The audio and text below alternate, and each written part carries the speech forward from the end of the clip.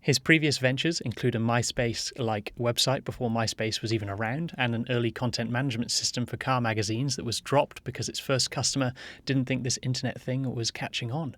Here to talk about his current venture is Tidy founder and CEO Kevin Mann.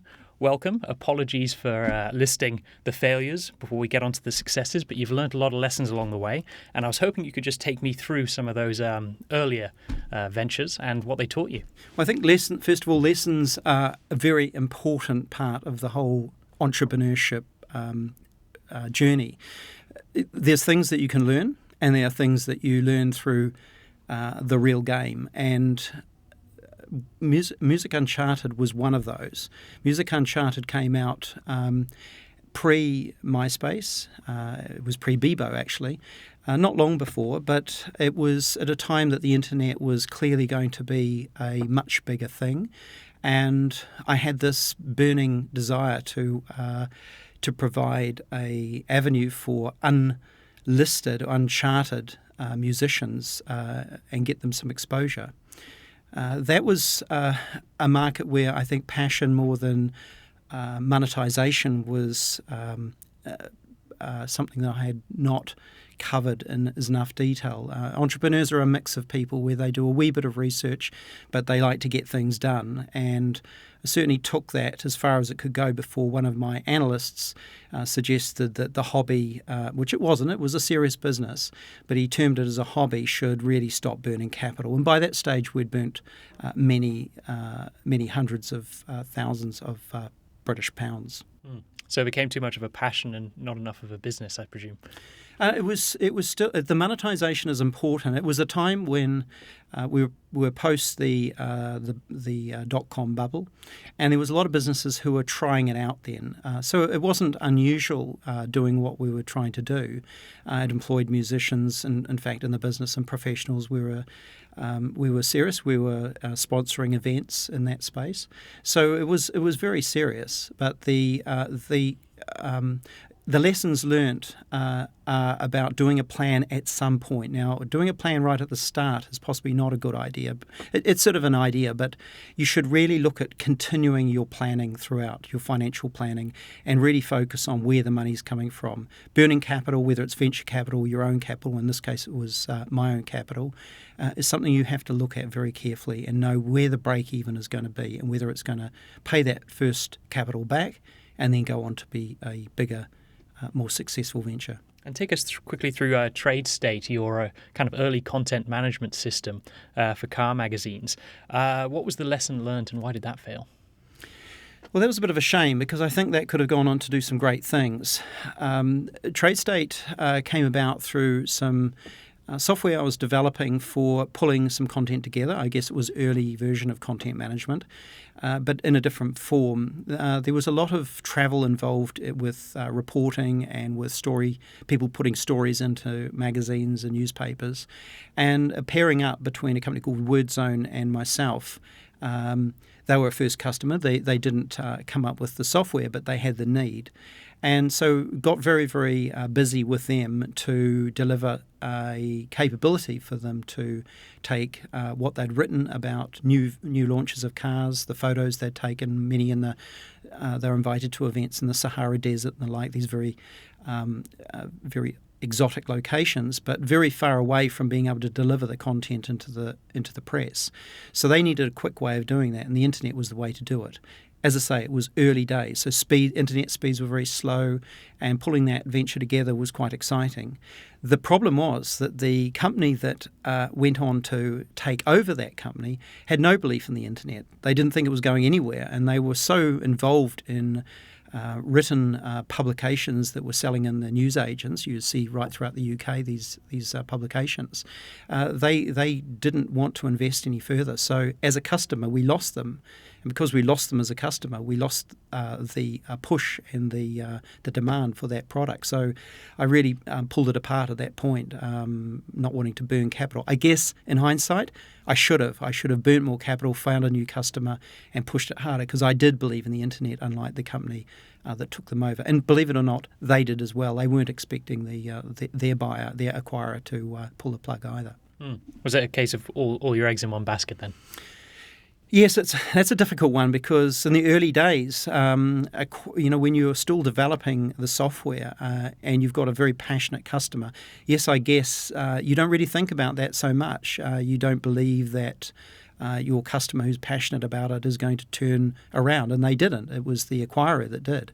So I think that's a lesson that we've taken through into Tidy, is that in the early days had one of Westpac actually came to us and said we never have to worry about another dollar of money again.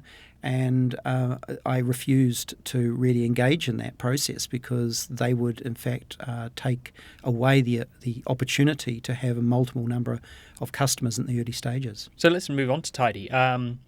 Kind of been going since 2010. Take us through its evolution. Well, that started as seeing a problem in the market. In fact, all of this, I was very much involved in developing ventures. Those are two we've just talked about. There were more, but in doing so, I saw problems. And I think that's the key thing of an entrepreneur. It's just not an idea that pops into your head, although it could be. But these opportunities are always there. There's always disruption. There's always a need for disruption because technology is allowing change.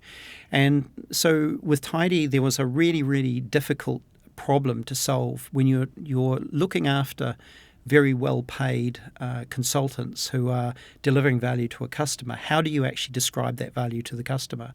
So finding a piece of software that would serve that was incredibly challenging. First of all, wanted something that was not going to cost a huge amount, and yet the products at the time that were on-prem products, that's not cloud, and they were very expensive to run. In fact, we probably would have had to hire one or two people just to run them. So that's where Tidy started.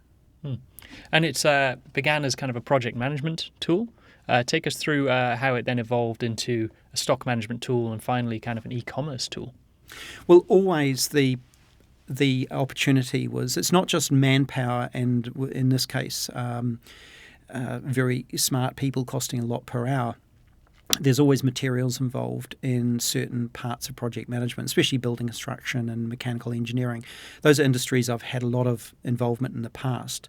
So I knew that this wasn't going to be just a time product. In fact, it was well beyond that. We were looking at BI way back then, business intelligence, or what is the early stages now of what people are commonly referring to as artificial intelligence, a subject that I was involved in engineering school way back, but really didn't get the right timing to see it flourish like it is now. So that was the end game, to provide insight to these businesses that were using the product, to give them power of knowing what their cost base is, predictability that only was really available to the much larger companies. So allowing your SMEs to compete with your big guys a lot better. And take us through the biggest challenge that you've had with Tidy.